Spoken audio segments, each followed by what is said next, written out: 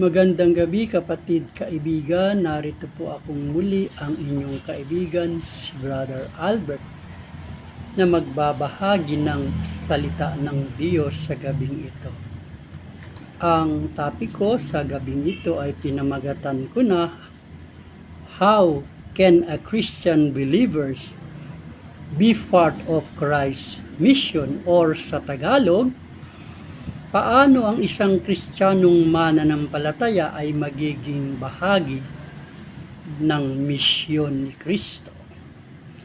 Kapatid, kaibigan, yan ang paksang aking tatalakayin sa gabing ito. At ang ating batayang talata ay mababasa sa Mateo chapter 28, verse 18 up to 20 na ganito ang sabi. Atin pong basahin.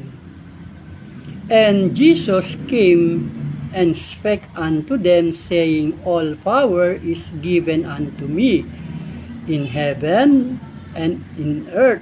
Go ye therefore and teach all the nation, baptizing them in the name of the Father, and of the Son, and of the Holy Spirit, teaching them to observe all things whatsoever I have commanded you. And lo, I am with you always, even unto the end of the world. Amen. Sa Tagalog po, at lumapit si Jesus sa kanila at sila'y kaniyang kinausap na sinasabi, ang lahat ng kapamahalaan sa langit at sa ibabaw ng lupa ay naibigay na sa akin. Dahil dito, magsiyaon nga kayo at gawin ninyong mga alagad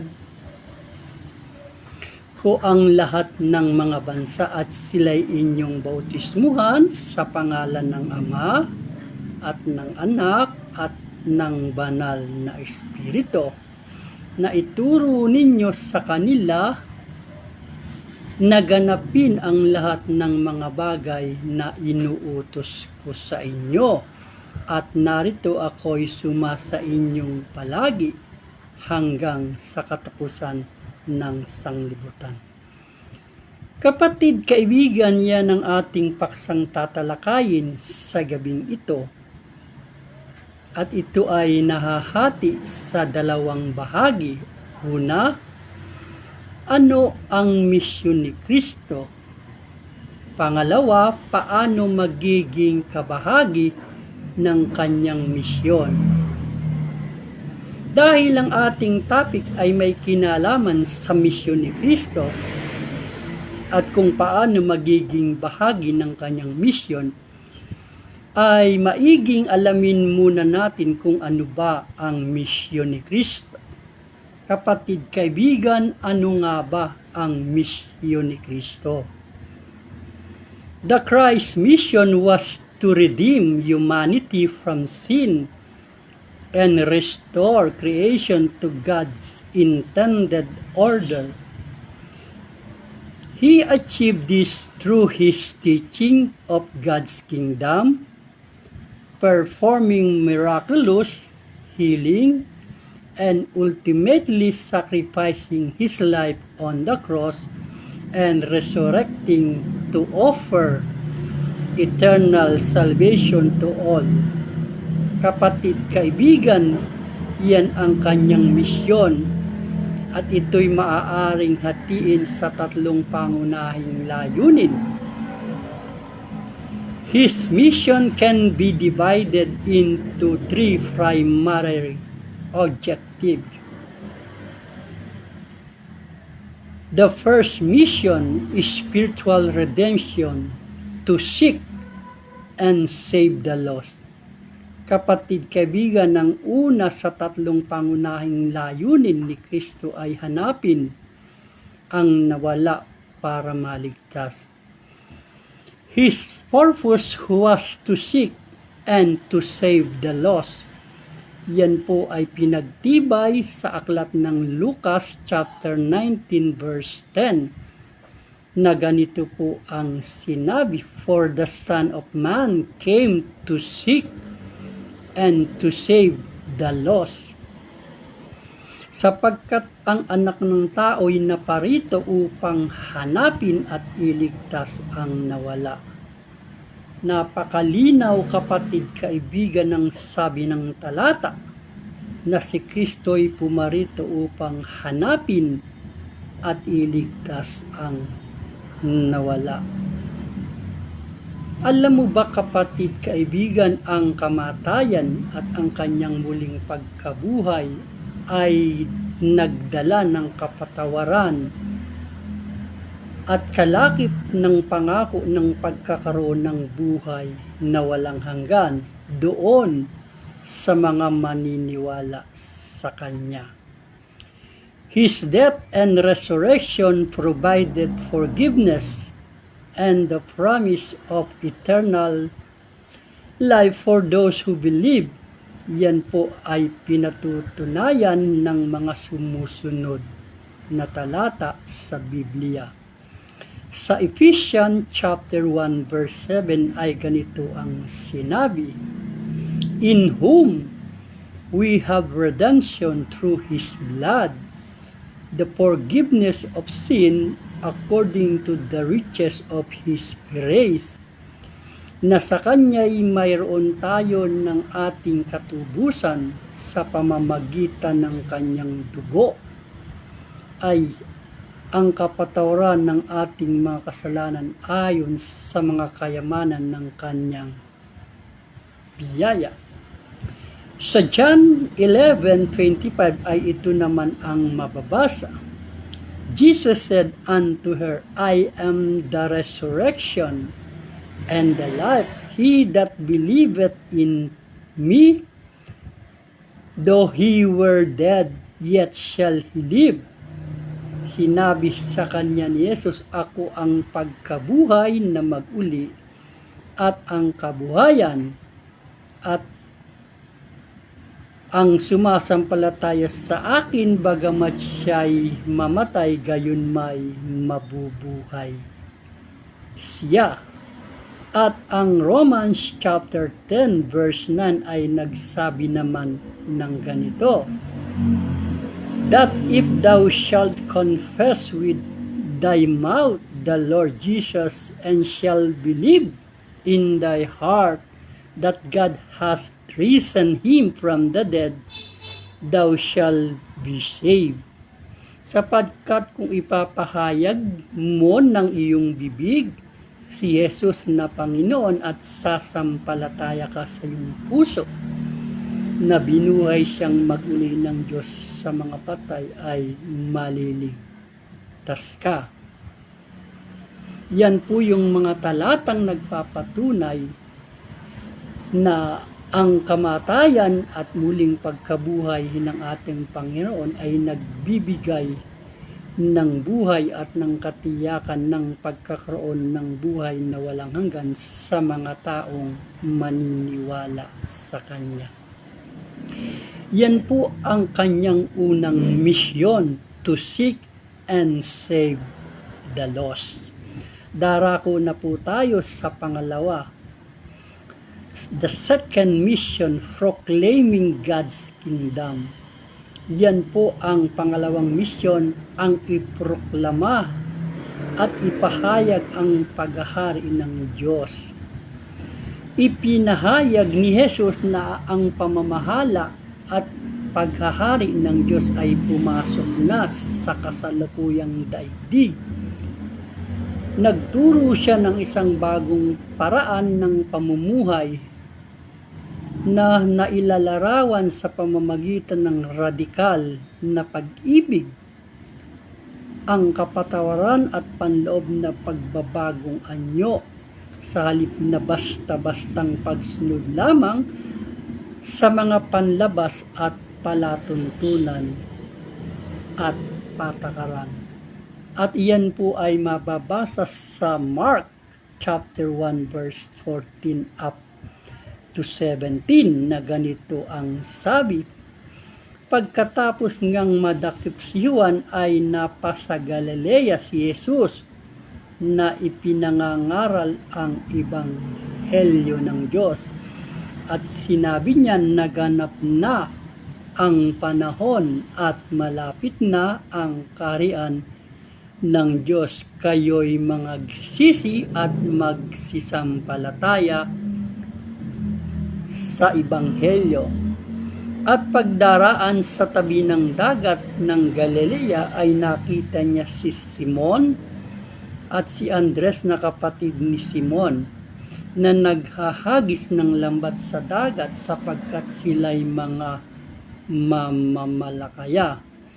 At sinabi sa kanila ni Jesus, magsisunod kayo sa aking hulihan at gagawin ko kayong mga mamamalakaya ng mga tao.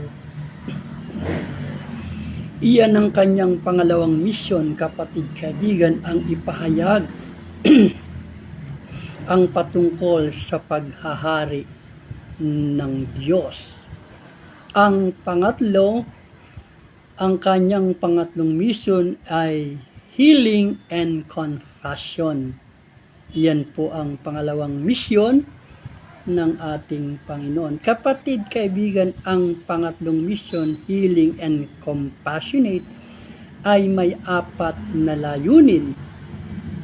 Una, bringing good news to the poor, magdala ng mabuting balita sa mahirap.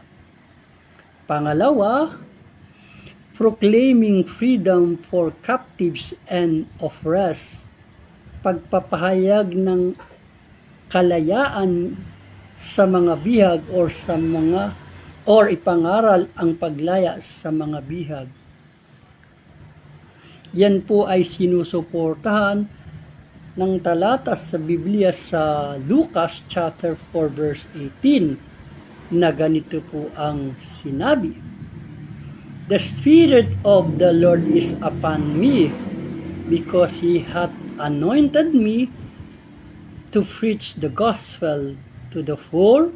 He hath sent me to heal the brokenhearted, to preach deliverance to the captives and recovering of sight to the blind, to set at liberty them that bruise. Sa Tagalog po, sumasa akin ang Espiritu ng Panginoon sapagkat ako'y pinahiran niya upang ipangaral ang mabuting balita sa mga dukha. Ako'y sinugo niya upang itanyag sa mga bihag ang pagkaligtas at sa mga bulag ang pagkakita, upang bigyan kalayaan ang mga nangaapi. Pangatlo po, giving recovery of sight to the blind. Yan po ang pangatlo. Nagbibigay ng panunumbalik ng paningin sa mga bulag.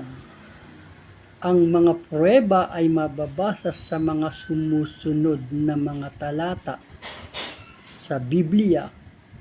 Ang lalaking ipinanganak na bulag, ang istorya po niyan ay mababasa sa John chapter 9 verse 1 up to 11. Ang isang lalaking nagpapalimos sa tabi ng daan, ang istorya po naman niyan ay mababasa sa Luke chapter 18 verse 35-43. At ang lalaking taga Bethsaida, ang istorya naman po'y mababasa sa Mark chapter 8 verse 22 and 26. Iyan po ang mga bulag na binigyang paningin ng ating Panginoong Hesus. At ang pang-apat, providing holistic, physical, emotional, and social healing. Pagbibigay ng pangkabuuan na physical, emotional at panglipunang pagpapagaling. Ang isa sa mga pangyayaring pagpapagaling ni Jesus sa kabuuan ng isang tao ay ang kasaysayan ng isang lalaki na demon possessed. After Jesus healed him emotionally and spiritually, na kung saan ay natagpuan na nakadamit ang kanyang nakadamit at ang kanyang tamang kaisipan ay immediately na-restored sa kanyang komunidad sa pagbabahagi ng kanyang testimony. Ang istorya po nito ay mababasa sa Mark chapter 5 verse 7 up to 20 na ganito po ang tinuran. At nagsisigaw ng malakas na tinig na kanyang sinasabi, "Ano ang pakialam ko sa iyo, Jesus? Ikaw na ama ng Diyos, ikaw na anak ng Diyos, nakataas-taasan. Kita'y pinamamanhikan alang-alang sa Diyos na huwag mo akong pahirapan." Sapagkat sinabi niya sa kanya, "Lumabas ka sa taong ito, ikaw na karumal-dumal na espiritu." At tinanong nga siya, "Ano ang pangalan mo?"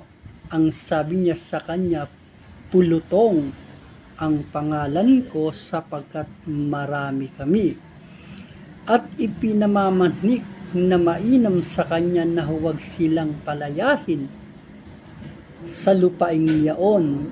At sa libis ng bundok na yaon ay may isang malaking kawan ng mga baboy na nagsisipanginain. At nangamanhik sila sa kanya na nagsisipag, sabi, "Panginoon mo, papanoorin mo kami sa mga baboy, paparoonin mo kami sa mga baboy upang kami magsipasok sa kanila." At ipinahintulot niya sa kanila at ang mga karumal-dumal na espiritu ay nangagsilabas at nangagsipasok sa mga baboy. At ang kawan ay nangapadalulong sa bangin hanggang sa dagat at sila'y may mga 2,000 at sila'y nangalunod sa dagat.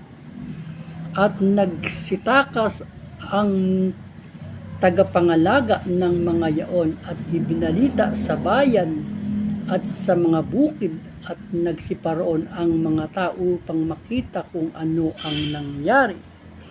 At nagsiparoon sila kay Jesus at nakita nila ang inalihan ng mga demonyo na nakaupo,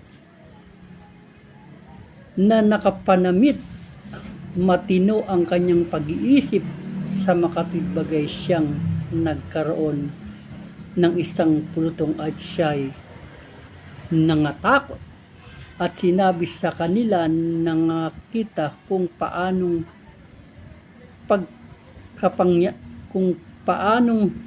pagkapangyari sa inalinhan ng mga demonyo at tungkol sa mga baboy. At sila'y nangagpasimulang magsipamanhik sa kanya na siya'y umalis at sa kanilang mga hangganan.